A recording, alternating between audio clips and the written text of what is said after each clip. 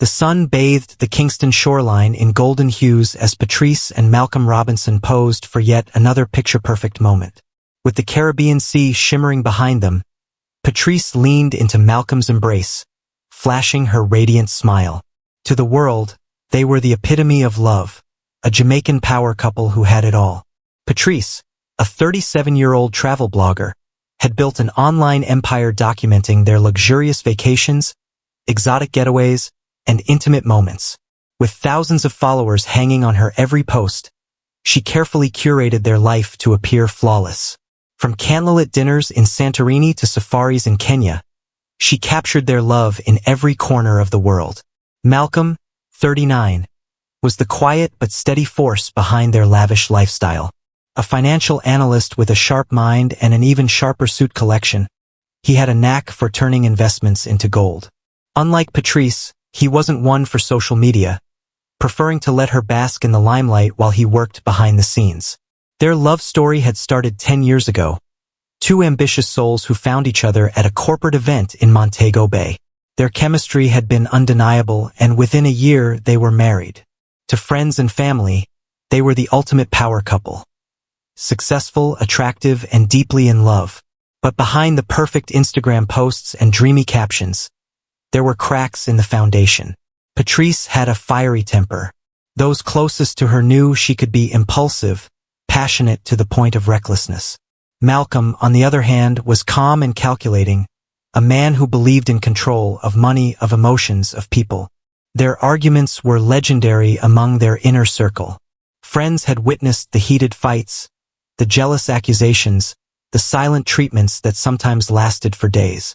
But they always made up, always posted a smiling photo afterward, always reassured the world that love was still alive. When Patrice announced their next adventure, a romantic getaway to Morocco, everyone admired her. Another dream vacation, her followers gushed. She had no idea that this trip would be their last. The call to prayer echoed through the vibrant streets of Marrakesh as Patrice and Malcolm Robinson stepped out of their taxi and into the heart of the city. The air was thick with the scent of spices, cinnamon, cumin, saffron, mingling with the distant aroma of sizzling lamb from nearby food stalls. Patrice inhaled deeply, her excitement bubbling over as she pulled out her phone to record the moment. "Welcome to Marrakesh, guys.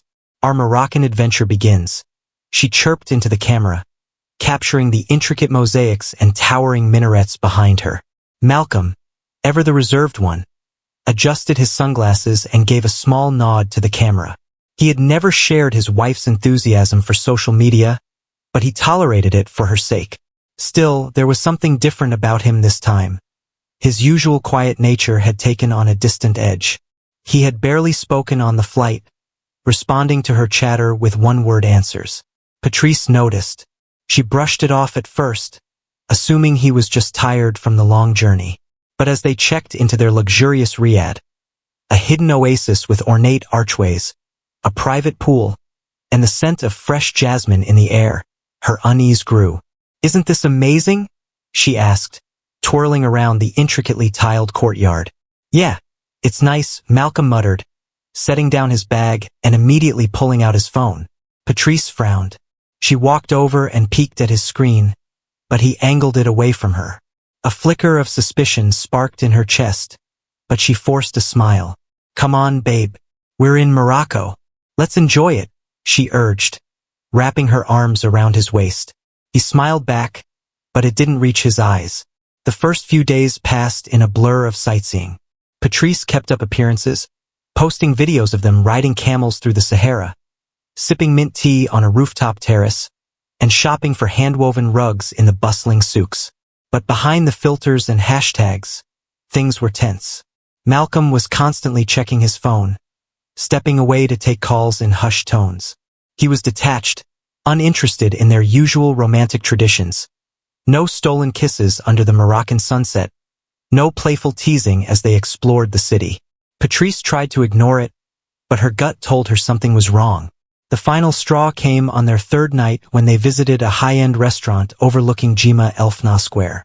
The city lights flickered below as a belly dancer swayed to the rhythm of the drums, but Patrice barely noticed. Her eyes were on Malcolm, who was once again glued to his phone. Frustration boiled over.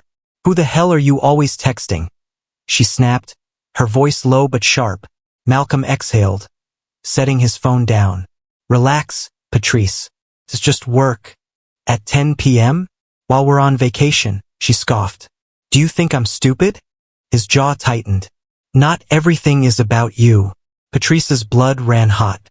She had planned this entire trip, picked the perfect destinations, booked the best accommodations, made sure everything was flawless.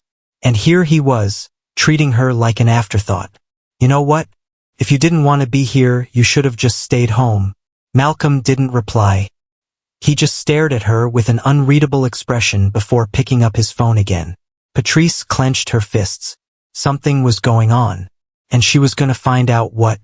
The night air in Marrakesh was warm, but Patrice felt a chill run down her spine as she lay beside Malcolm in their lavish riad. The tension between them had reached its peak after their disastrous dinner, and now Malcolm slept soundly, completely unbothered, while she lay wide awake, her mind racing. She couldn't shake the feeling that something was off. The constant phone checking, the secretive behavior, the emotional distance, it all pointed to one thing. He was hiding something. Her heart pounded as she slowly turned to face him. His back was to her, his breathing deep and even. The soft glow from his phone screen illuminated the bedside table. He had fallen asleep with it still in his hand. This was her chance.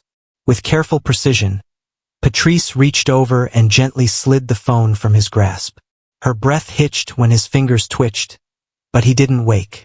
Her hands trembled as she unlocked it. The passcode was still the same. What she saw made her stomach drop. A flood of unread messages filled the screen. Patrice's eyes darted to the name at the top, Sasha Redheart. Her pulse thundered as she clicked on the conversation. "Sasha, I miss you already, baby. I wish you were here instead of her." "Sasha, did you think about me tonight?" "Sasha, you know you don't have to stay with her, right? We could have the life we talked about." Patrice's breath came in short, shallow gasps. The latest message had been sent just hours ago, while they were at dinner. She scrolled up, her heart breaking with every word. There were weeks of messages, flirty exchanges, intimate confessions, even explicit photos. And then a bombshell. "Malcolm, just a few more days, baby. I'll handle it." Her mind spiraled. Handle what? The realization crashed over her like a tidal wave.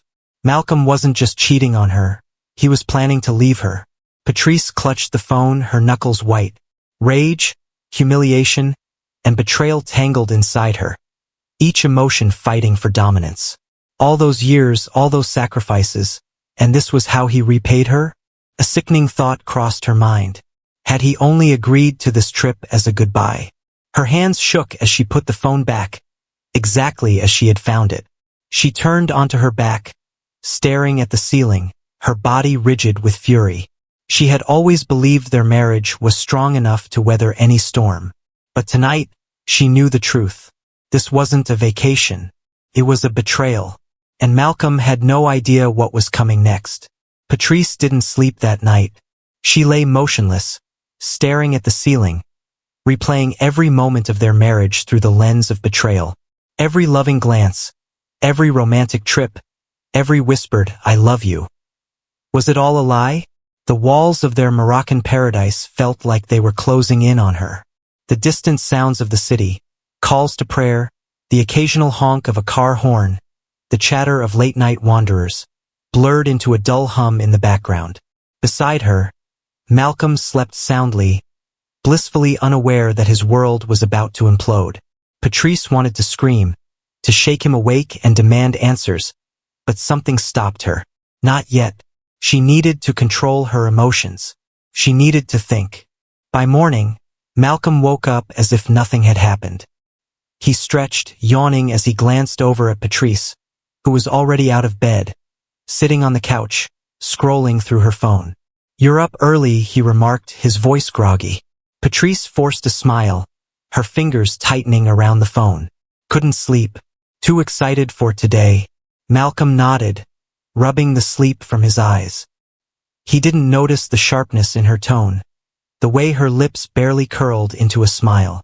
"Good," he said, standing up and heading for the bathroom. "Let's make the most of it." Patrice watched him disappear behind the door, bile rising in her throat. The audacity.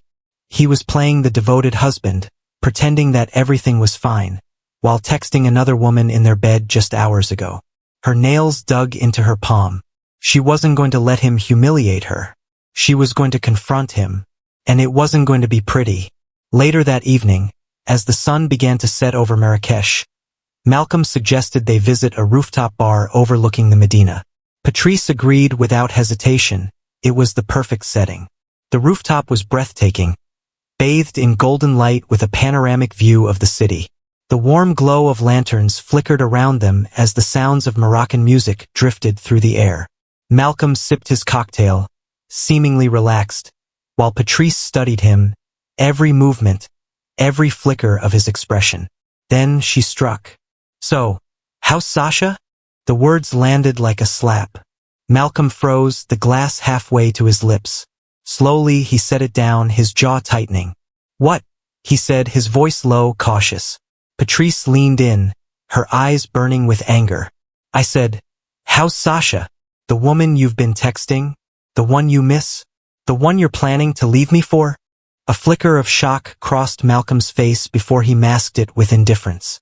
"You went through my phone?" Patrice laughed bitterly. "That's all you have to say? That I went through your phone? Not even a damn denial?" Malcolm sighed, rubbing his temple. "Look, I was going to tell you. When? After this trip? After you got one last vacation out of me before running to your side chick." His silence confirmed everything. Patrice's hands trembled with rage. "I gave you everything, Malcolm. I made our life perfect. And you threw it away for some random woman?" "She's not random," he said, his voice dangerously calm. "And maybe if you weren't so obsessed with appearances, you'd have seen that our marriage was already over." Patrice's vision blurred with fury. "Over?" She let out a humorless laugh. "Oh, Malcolm, you have no idea what over really looks like." She stood up abruptly, knocking over her drink. The waiter turned his head, but she didn't care. Malcolm leaned back in his chair, unimpressed. "What are you going to do, Patrice? 'Cause a scene?" She stared at him, breathing heavily. "No, not here. Not yet." Instead, she turned and walked away. But Malcolm should have known. A storm was coming, and he wouldn't survive it. The streets of Marrakesh were alive with the pulse of the city, street performers dazzling tourists, the scent of grilled meats and sweet pastries lingering in the air, the hum of voices blending into an intoxicating rhythm. But inside the walls of their private riad, there was only silence. A thick, suffocating silence that pressed down like a storm waiting to break. Patrice sat on the edge of the bed, her hands gripping her phone, her mind spiraling with the weight of Malcolm's betrayal.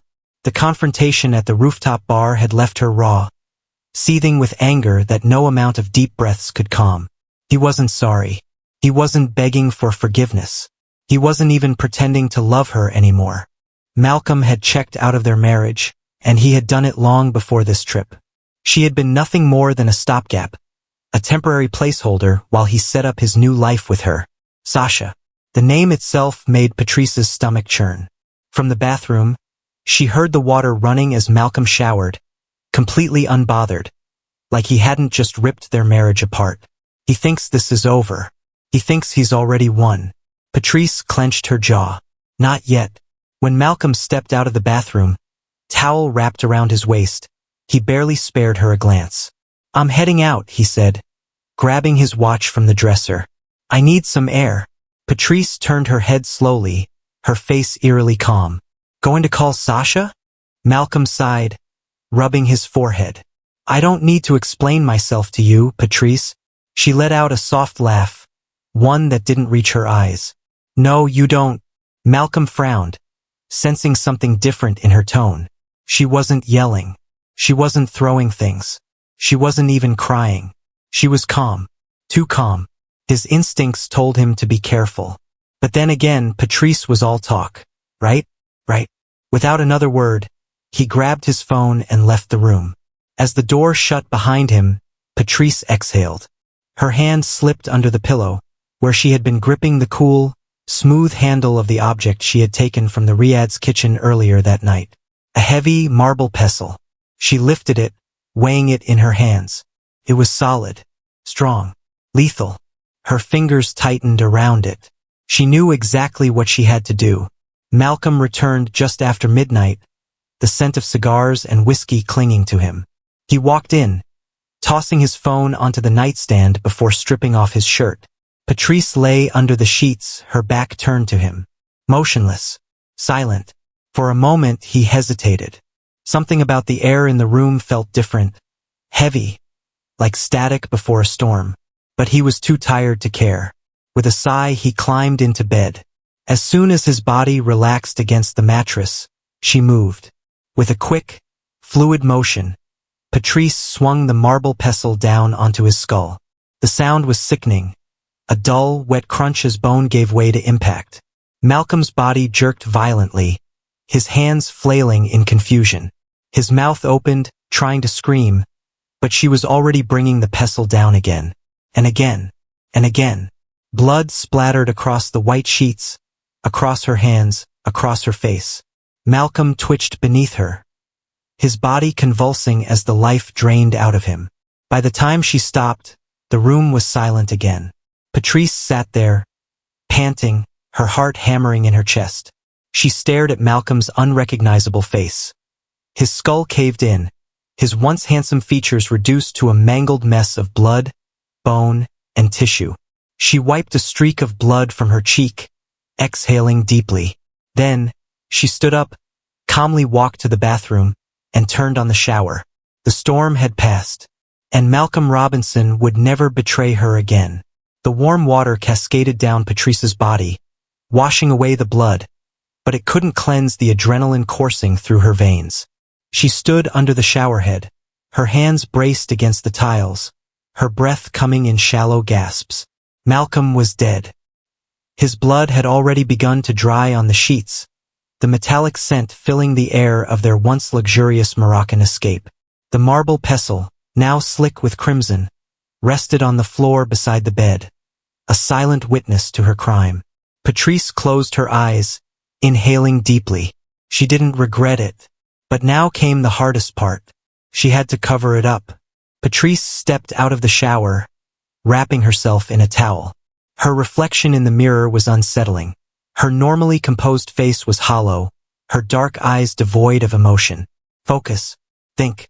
Be smart. Her first instinct was to run, to get as far away from Marrakesh as possible. But she knew better. Running would make her look guilty. Instead, she needed to stage the scene carefully.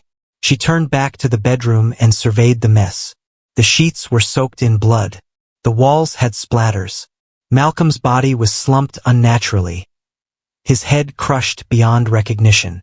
She needed to make this look like an accident, or better yet, a crime that had nothing to do with her. Patrice's mind raced as she grabbed a pair of gloves from her suitcase. One she had packed for skincare but would now serve a darker purpose. Step 1. Remove evidence of herself. She wiped down the marble pestle with a damp towel, making sure there were no fingerprints. Then, she carefully positioned it on the floor near Malcolm's outstretched hand. If the police found it like this, they might assume a struggle had taken place. Step 2. Fake a robbery. She rifled through their suitcases, tossing clothes onto the floor. She grabbed Malcolm's wallet and phone and placed them near the door, as if a thief had dropped them in a hurry. Then, she took one of the heavy chairs from the corner of the room and shoved it over, knocking a lamp onto the ground. The crash echoed in the silence of the Riyadh. Step 3. Create an alibi. Patrice took a deep breath. She needed to be seen. She quickly changed into fresh clothes, slipped on her sandals, and exited the Riyadh, walking briskly toward the bustling Medina. The sounds of music and chatter filled the air as she found a crowded cafe and sat at a table near the entrance. She ordered a mint tea, pretending to scroll through her phone, making sure the waiter saw her. She even struck up a conversation with a couple sitting nearby. She checked the time. 30 minutes. That was enough. She stood, paid in cash, and casually made her way back to the Riyadh. Now came the most important step. Patrice took a deep breath, let panic creep into her voice, and dialed the local authorities. Hello? Please, help me. My husband, he's been attacked. There's blood everywhere. I don't know what happened. Her voice cracked, the perfect imitation of a traumatized wife. The operator responded quickly, assuring her that police were on the way. Patrice dropped the phone and let out a scream, loud enough for anyone passing outside to hear.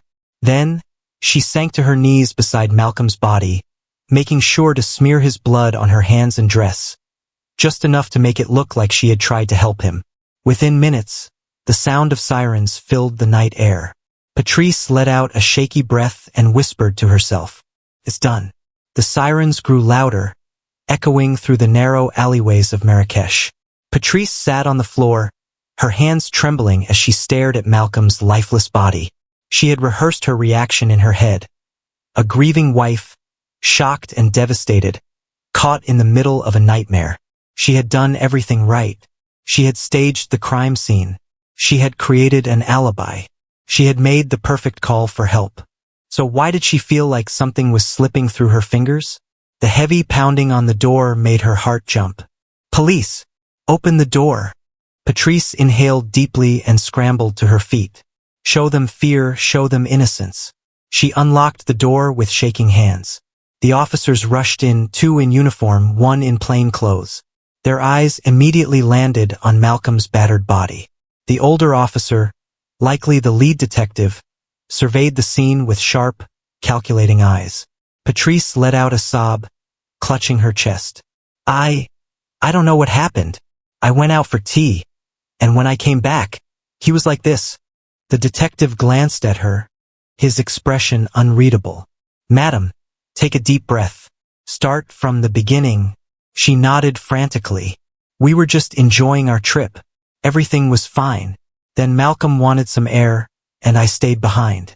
Later, I decided to go out too. I needed to clear my head after our argument." The detective's eyes narrowed slightly. "Argument? Damn it. She shouldn't have mentioned that." Patrice wiped at her eyes, playing it off. Just a small disagreement about dinner plans. Nothing serious." He nodded but didn't write anything down. That's when she knew. Something wasn't right. One officer began taking photos while another knelt beside Malcolm's body. He turned to the detective. "No forced entry," he murmured in Arabic. "No signs of an intruder." Patrice stiffened.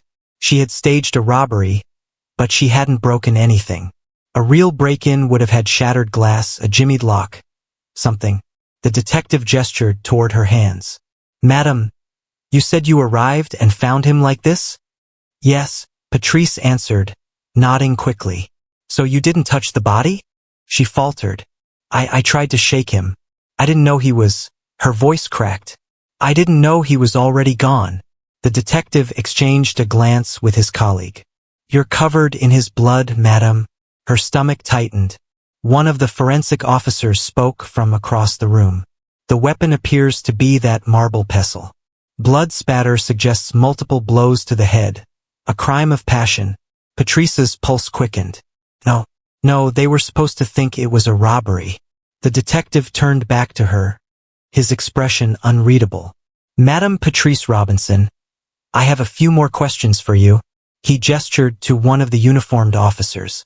Patrice's breath hitched. Something was wrong. They weren't treating her like a victim anymore. As they moved her to the living area, the detective spoke again. "You mentioned going out for tea. Which cafe?" She quickly named one she had visited earlier in the trip. The detective nodded. "We will check." A pit formed in Patrice's stomach. She had gone out to build an alibi, but had anyone actually seen her? Would the cafe staff even remember her? What if the time on the security cameras didn't match her story? Her carefully constructed plan suddenly felt fragile. Another officer approached the detective and whispered something in Arabic. Patrice couldn't understand, but the shift in the room was immediate. The detective turned back to her, his eyes colder now. "Madam Robinson, you need to come with us to the station." Her heart dropped. "Why? I told you everything I know." He stepped closer, his voice firm. Then you won't mind answering more questions. Under official custody, her world spun. This wasn't supposed to happen. She had been so careful. But as the cold metal of the handcuffs closed around her wrists, Patrice realized she wasn't going home. The courtroom in Marrakesh was packed. News of Malcolm Robinson's brutal murder had spread far beyond Morocco, making headlines in Jamaica, the United States, and even Europe. The image of Patrice Robinson, a beautiful, well-educated woman, a seemingly devoted wife, had become the center of an international scandal. The Moroccan honeymoon murder. Dressed in a beige prison uniform, Patrice sat motionless at the defendant's table. Her once polished appearance had faded. Her hair was unkempt, her face pale, dark circles forming under her eyes. But she held her chin high, refusing to let the world see her break. Her defense lawyer, a Moroccan attorney named Karim El Mahdi, whispered, "Stay composed. No matter what they say." She nodded, composed, calm, innocent. The prosecution, led by a sharp-eyed woman named Layla Ben Youssef, had built a relentless case against her. One that painted Patrice as a jealous, scorned wife who had snapped in a fit of rage. And the evidence was damning. The prosecution wasted no time dismantling her alibi. The cafe alibi crumbled. Surveillance footage from the cafe Patrice claimed to have visited that night showed no sign of her. The staff had no recollection of serving her after midnight. No forced entry. Investigators found no signs of a break-in. If this had been a robbery, why hadn't the intruder taken valuable items like their passports or jewelry? Blood spatter evidence. Forensic experts testified that the angle and distribution of Malcolm's blood showed he was attacked from above, likely by someone standing over him in bed. The stage scene.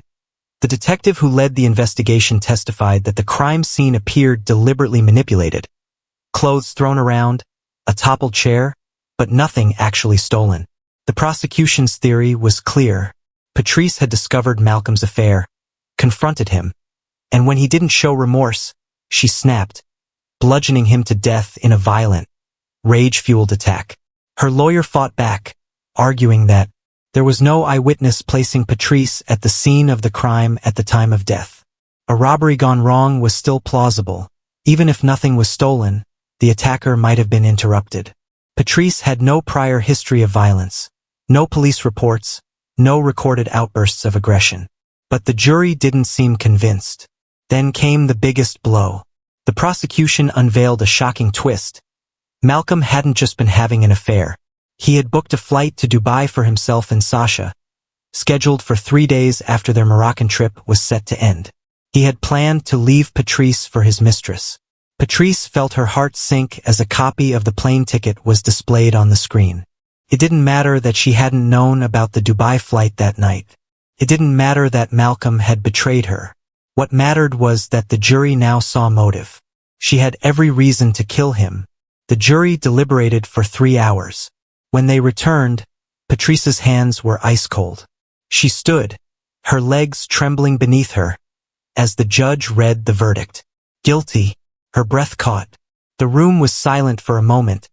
Then murmurs spread like wildfire. The judge's voice cut through the noise. For the crime of premeditated murder, Patrice Robinson is sentenced to 25 years in Moroccan prison. The weight of the sentence hit her like a freight train. Her knees nearly buckled. As she was led out of the courtroom in handcuffs, cameras flashed, journalists shouted questions, and the world watched. The once happily married Jamaican wife who had come to Morocco for a romantic escape was now a convicted killer. And she would never leave Morocco again.